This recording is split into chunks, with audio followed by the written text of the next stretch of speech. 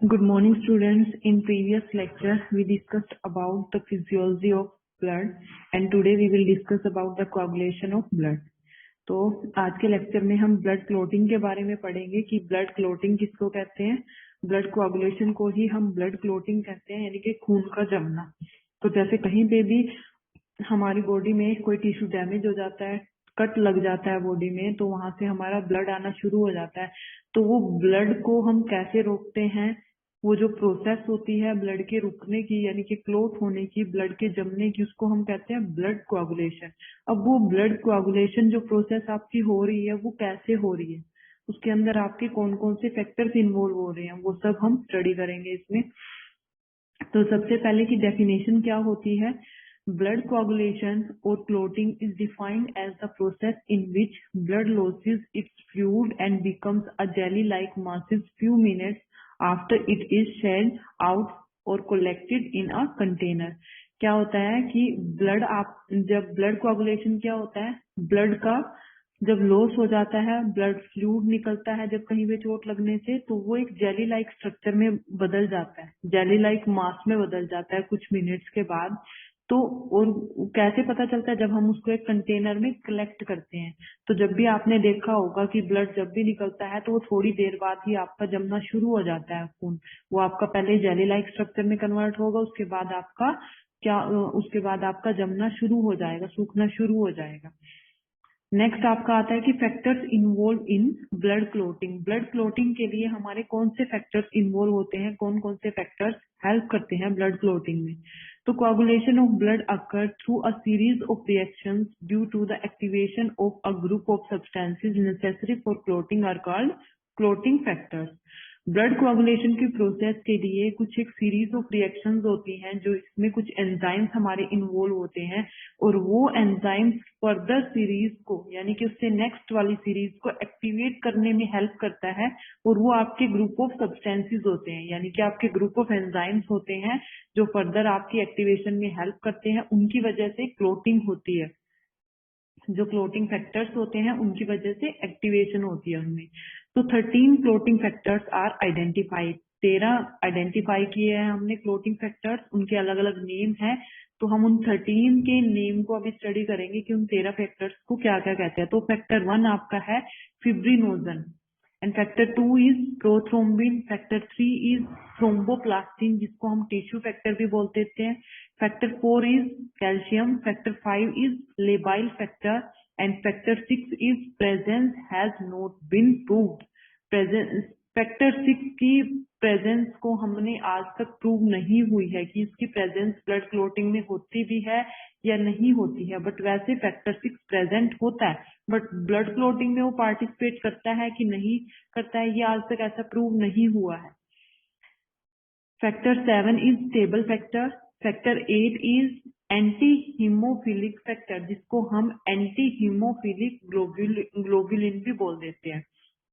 Factor 9 is Christmas factor, factor 10 is Stuart Prower factor, factor 11 is plasma thromboplastin antecedent factor. ठीक है, जो factor 11 आपका रहेगा उसको हम क्या कहेंगे, plasma thromboplastin antecedent factor. Factor 12 is Hageman factor, जिसको हम कॉन्टैक्ट फैक्टर भी बोल देते हैं। Factor 13 is fibrin stabilising factor, जिसको हम फिब्रिन 6 भी बोल देते हैं। ठीक है, तो नेक्स्ट हम ये हमारे 13 फैक्टर्स हैं, जो 13 फैक्टर्स मिल के 1 बाय 1 आपके एक सीक्वेंस में जुड़ के क्लोटिंग प्रोसेस को कंप्लीट करते हैं। नेक्स्ट आपका है सीक्वेंस ऑफ क्लोटिंग मैकेनिज्म। अब ये सारे फैक्टर्स किस सीक्वेंस में जुड़ के क्लोटिंग में हेल्प करते हैं, वो मैकेनिज्म हम स्टडी करेंगे। इसमें आपके फर्स्ट है, most of the clotting factors are protein in the form of enzyme. जो ज्यादातर क्लोटिंग फैक्टर्स हैं आपके प्रोटीन्स की फॉर्म में प्रेजेंट हैं, और वो आपके क्या होते हैं, वो हमारे एंजाइम्स होते हैं। Normally all the factors are present in the form of inactive proenzyme. अब हमें पता है कि सारे हमारे प्रोटीन्स क्या है, एंजाइम है, और वो किस फॉर्म में प्रेजेंट है, वो आपके प्रो एंजाइम, ठीक है, इनएक्टिव फॉर्म में प्रेजेंट है। तो उनको जब हम एक्टिवेशन करवाते हैं, एक्टिवेशन हम कैसे करवाएंगे, दूसरा कोई एंजाइम आके उसको एक्टिवेट कराएगा, तब आपका क्या होगा, वो उससे नेक्स्ट जो सीक्वेंस होगी वो कंटिन्यूशन में आएगी और उससे नेक्स्ट फैक्टर को एक्टिवेट कराएगा, और जो हमें लास्ट पॉइंट चाहिए होगा वो हमें मिल जाएगा फर्दर आपके ब्लड क्लोटिंग में हेल्प करने के लिए। तो नेक्स्ट हमारा है these proenzyme must be activated into enzymes to enforce clot formation. तो ये जरूरी बात है, ये मस्ट है, ये होना ही चाहिए कि आपके एंजाइम एक्टिवेट कराएं दूसरे एंजाइम को। जो आपके ये प्रो एंजाइम्स हैं वो must be activated into enzymes, वो आपके एंजाइम्स को एक्टिवेट कराएं टू एनफोर्स क्लोट फॉर्मेशन। किस चीज के लिए? क्लोट फॉर्मेशन कराने के लिए आपके प्रो एंजाइम एंजाइम्स को एक्टिवेट कराएं, ऐसा जरूरी है। नेक्स्ट आपका है it is carried out by a series of pro enzyme conversion reactions. First on to the series is converted into an active enzyme that activates the second one, which activates the third one. This continues till the final active enzyme thrombin is formed. जो आपकी ये series है, जो आपकी ये series है pro enzymes की,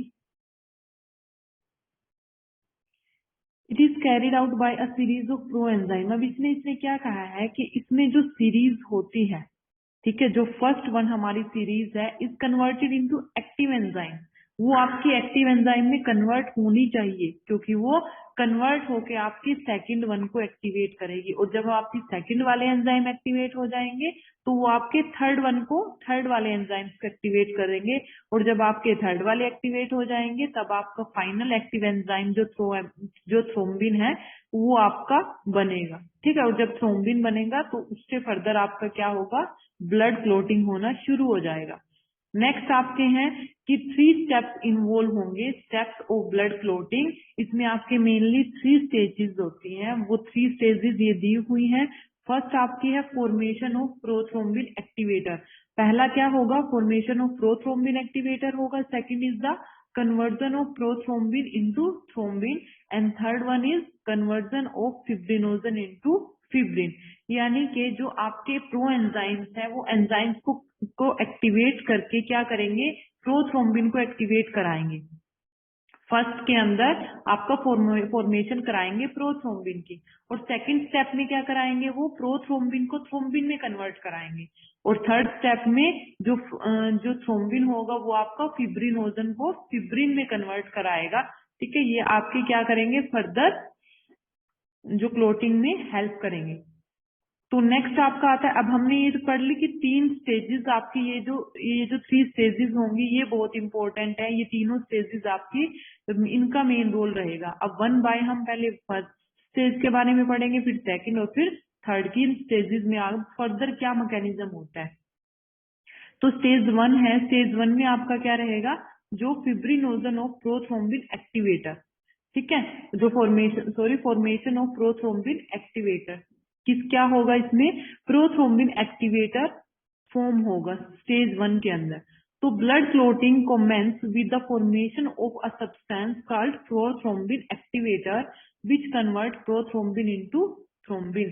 तो फर्स्ट आपका क्या होगा, जो सब्सटेंस है एक प्रोथ्रोम्बिन एक्टिवेटर वो फॉर्म होगा, और वो आपका प्रोथ्रोम्बिन एक्टिवेटर क्या काम करेगा, पहले ही हमने देखो फर्स्ट स्टेप ही हमारा बाय नेम यही है कि फॉर्मेशन ऑफ प्रोथ्रोम्बिन। अब ये प्रोथ्रोम्बिन फॉर्म हो गया, प्रोथ्रोम्बिन बन गया, अब ये प्रोथ्रोम्बिन क्या करेगा, फर्दर कन्वर्ट कराएगा प्रोथ्रोम्बिन को थ्रोम्बिन के अंदर।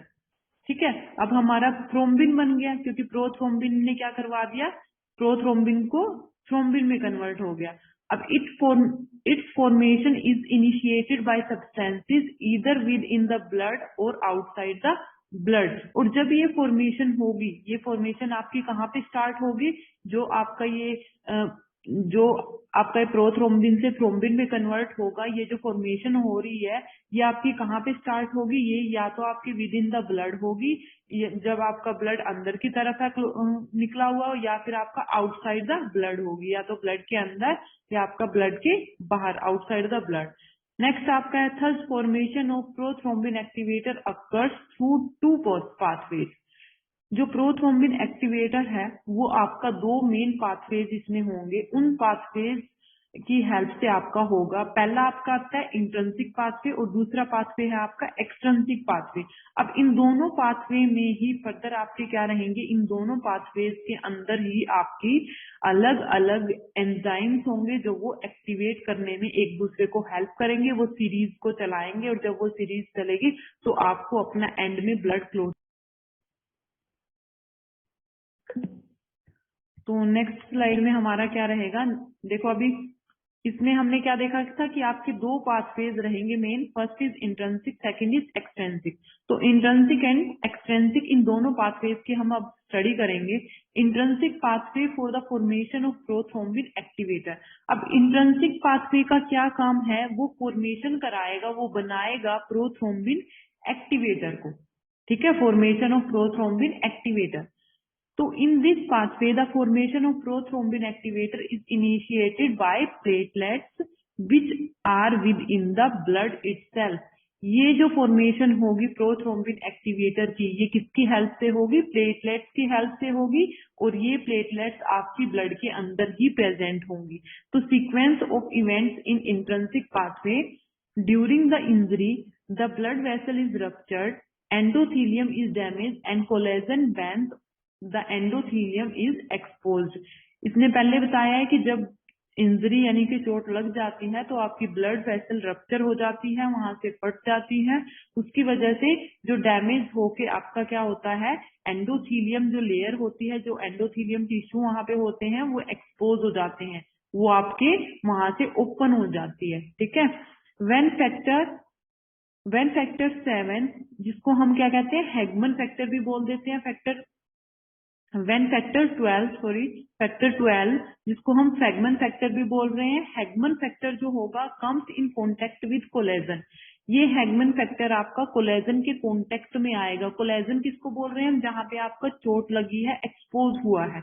It is converted into activated factor 12 in the presence of kallikrein and kininogen. जो आपका कैलिकरिन एंड काइनोजन है, उनकी प्रेजेंस में जो आप कौन सा फैक्टर एक्टिवेट होगा, फैक्टर 12 आपका एक्टिवेट हो जाएगा। The activation of factor 12 convert factor 11 into activated 11 in the presence of HMW kininogen. HMW kininogen is high molecular weight kininogen. तो हाई मोलिकुलर वेट काइनोजन की प्रेजेंस में जो आपका फैक्टर 11 है, वो फैक्टर 11 को क्या कर देगा, एक्टिवेट कर देगा, यानी कि फैक्टर 11 को आपको फैक्टर 11A के अंदर कन्वर्ट कर देगा, ठीक है। तो आपका जो एक्टिवेटेड फैक्टर 12 किस में कन्वर्ट हो जाएगा, फैक्टर 11 में, और फैक्टर 11 एक्टिवेट होकर factor 11A, and the activated factor 11 activate factor 9 in the presence of factor 4, जिसको हम क्या कह रहे हैं, कैल्शियम। अब देखो सबसे पहले ये जो लास्ट की दो लाइन है ये बहुत इंपॉर्टेंट है। इसमें क्या कहा है कि the activated of factor 12 convert factor 11 into activated factor 11, कि जो आपका जो कन्वर्टेड, जो पहले से कन्वर्ट हो गया ये फैक्टर 12, ये फैक्टर 12 क्या करेगा, ये फैक्टर 12 आपका फैक्टर 11 को एक्टिवेटेड फैक्टर 11 में कन्वर्ट करेगा। किसकी प्रेजेंस में, HMW काइनोजन, यानी कि हाई मोलिकुलर वेट काइनोजन की प्रेजेंस में। नेक्स्ट आपका क्या है, जब ये आपका एक्टिवेट हो जाता है फैक्टर 11, तो आपका एक्टिवेटेड फैक्टर 11 यानी कि ये फैक्टर 11 एक्टिवेट करेगा फैक्टर 9 को, और ये किसकी प्रेजेंस में एक्टिवेट करेगा, ये आपका करेगा कैल्शियम की प्रेजेंस में एक्टिवेट, यानी कि फैक्टर 4 की प्रेजेंस में, ठीक है। तो नेक्स्ट आपका आता है, ये आपका था इंट्रिंसिक पाथवे के में फॉर्मेशन ऑफ प्रोथ्रोम्बिन एक्टिवेटर, ठीक है, और ये आपकी sequence of event of intrinsic pathway है। नेक्स्ट भी हमारा क्या है, sequence of events of intrinsic pathway, ठीक है, ये भी आपका सेम है, सेम जो आपका कंटिन्यूटी में यहाँ तक हमने ये कर लिया कि आपका फैक्टर 4 की प्रेजेंस में आपका फैक्टर 11 क्या हो गया है, एक्टिवेट हो गया। नेक्स्ट हमारा है activated factor 9, activated factor 9 activate factor 10 in the presence of factor 8 and calcium. तो जो हमारा एक्टिवेटेड फैक्टर 9 है वो क्या करेगा, हमारा जो एक्टिवेटेड फैक्टर 9 क्या करेगा, यहाँ पे हमारा फैक्टर 9 एक्टिवेट हो गया है। ठीक है, ये हमारा फैक्टर 9 एक्टिवेट हो गया है। अब ये हमारा एक्टिवेटेड फैक्टर 9 हो गया, इस टाइम पे ये किसको एक्टिवेट करेगा, फैक्टर 10 को, और किसकी प्रेजेंस में, कैल्शियम, जिसको हम फैक्टर 8 भी बोल देते हैं, उसकी प्रेजेंस में इसको एक्टिवेट करेगा। नेक्स्ट हमारा है when platelet comes in contact with collagen of damage blood vessel it get activated and release phospholipid. जब आपकी प्लेटलेट कॉन्टेक्ट में आती हैं, कहाँ पे, जहाँ पे आपका डैमेज टिश्यू है, जहां से आपकी ब्लड आपका निकल रहा है, उसके कॉन्टेक्ट में आएगा, तो उसकी वजह से एक्टिवेशन किसका होगा, फोस्फोलिपिड्स का। फोस्फोलिपिड्स आपके रिलीज हो जाएंगे वहां पे। Then now the activated factor 10 reacts with platelet phospholipids and factor 5 to form prothrombin। अब जो आपका एक्टिवेटेड फैक्टर 10 है वो रिएक्ट करेगा किसके साथ, प्लेटलेट फोस्फोलिपिड्स के साथ और फैक्टर 5 के साथ, और इनके साथ रिएक्ट करने के बाद ये क्या बना देगा, प्रोथ्रोम्बिन एक्टिवेटर बना देगा। This need in the presence of calcium ion. जो ये प्रोथ्रोम्बिन एक्टिवेटर्स बनेंगे तो ये किसकी प्रेजेंस में बनेंगे, फैक्टर 8 यानी कि कैल्शियम की प्रेजेंस में बनेंगे। नेक्स्ट आपका है factor 5 is also activated by positive feedback effect of thrombin. तो जो पॉजिटिव फीडबैक इफेक्ट होगा उसकी वजह से आपका फैक्टर 5 भी एक्टिवेट हो जाएगा। तो नेक्स्ट आपका आता है एक्सट्रेंसिक। ये सब हमारा क्या था, इंट्रिंसिक पाथवे। इसमें हमारा क्या हो गया, अल्टीमेटली लास्ट में फैक्टर 5 क्या हो गया है, एक्टिवेट हो गया है। नेक्स्ट आपका है एक्सट्रेंसिक पाथवे। अब एक्सट्रेंसिक पाथवे में हमने क्या करना है, फॉर्मेशन ऑफ प्रोथ्रोम्बिन एक्टिवेटर करना है। In this pathway the formation of prothrombin activator is initiated by the tissue thromboplastin which is formed from the injured tissue. जो आपका थ्रोम्बोप्लास्टिन होगा वो कहाँ से फॉर्म हुआ है, आपके इंजर्ड टिश्यू से, जहां पे आपकी चोट लगी है वहां से फॉर्म हुआ है।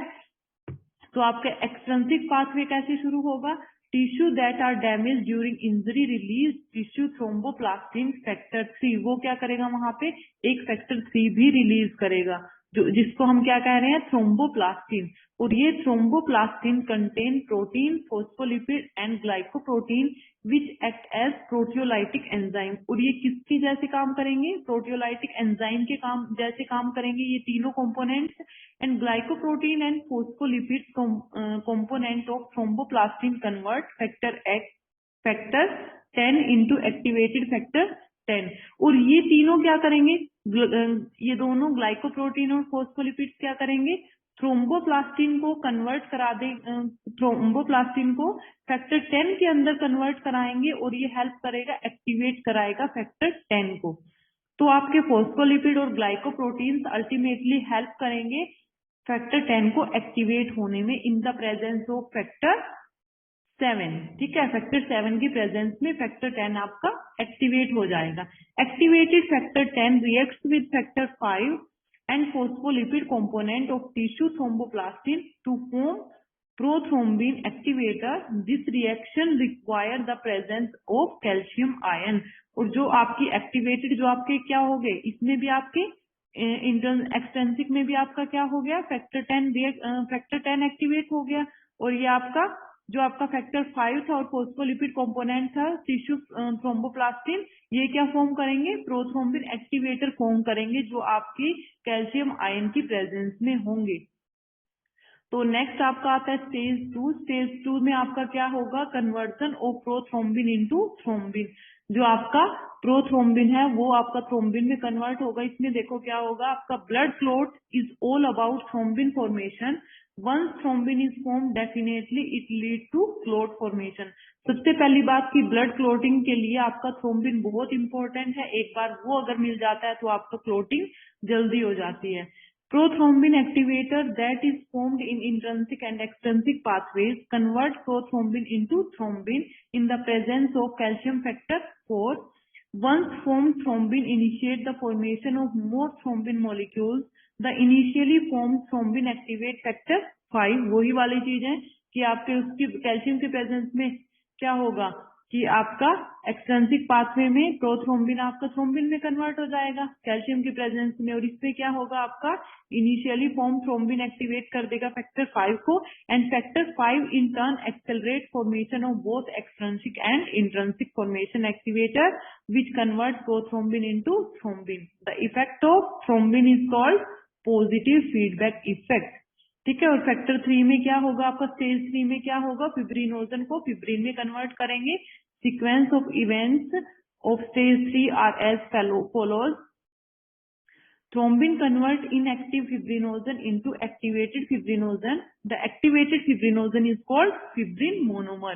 किसमें कन्वर्ट करेंगे, फिब्रिन मोनोमर के अंदर कन्वर्ट कर देंगे। सेकंड पॉइंट में आपके fibrin monomer polymerises with other monomer molecule and form loosely arranged strands of fibrin। तो आपके किसमें फिब्रिन के स्ट्रैंड्स में कन्वर्ट हो जाएंगे। लेटर आपके these loose strands are modified into dense and tight fibrin threads by fibrin stabilizing factor 8 in the presence of calcium ions, and all the tight fibrin threads are arranged in the form of meshwork of stable clot. और ये बाद में आपका मेसवर्क of stable clot यानी कि एक आपका clotting formation करा देंगे।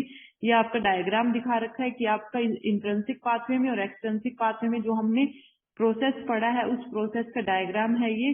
इसमें आपका एंडोथेलियल डैमेज प्लस ये आपका दिखा रखा है कोलेजन एक्सपोजर हो रहा है, और इसमें आपका tissue trauma and tissue thromboplastin glycoprotein and phospholipids ये आपका क्या करेगा, ये आपके जो प्रेजेंस ऑफ फैक्टर 7 है जो आपका फैक्टर 10 होगा 10A में कन्वर्ट होगा, और ये कैल्शियम की प्रेजेंस में प्रोथ्रोम्बिन को एक्टिवेट करा देगा। फर्दर इसमें भी ऐसे ही होगा, ये सारे एक्टिवेट होके प्रोथ्रोम्बिन एक्टिवेटर एक्टिवेट हो जाएगा। उसकी वजह से फिर आपका प्रोथ्रोम्बिन थ्रोम्बिन में कन्वर्ट होगा, और फिर उसकी वजह से आपका फिब्रिनोजन फिब्रिन में कन्वर्ट होगा, और आपका लूज स्ट्रैंड ऑफ फिब्रिन किसमें, फिब्रिन टाइट ब्लड क्लोट हो जाएगा। ठीक है, कैल्शियम की प्रेजेंस में। तो ये आपका क्या था, ब्लड क्लोट के बारे में था सारा। ये पूरा प्रोसेस आपका बहुत इंपॉर्टेंट है, ये डायग्राम बहुत इंपॉर्टेंट है। ये डायग्राम पूरा हमने पीछे एक्सप्लेन किया, ये जो 2-3 हमने स्टेजेस किए हैं, स्टेज 1 में, स्टेज 2 में, स्टेज 3 में, ये तीनों स्टेजेस में हमने इस डायग्राम को एक्सप्लेन किया। ये आपका फर्स्ट स्टेज है, ये सेकंड स्टेज है, और ये आपका थर्ड स्टेज है। So this is all about your blood clotting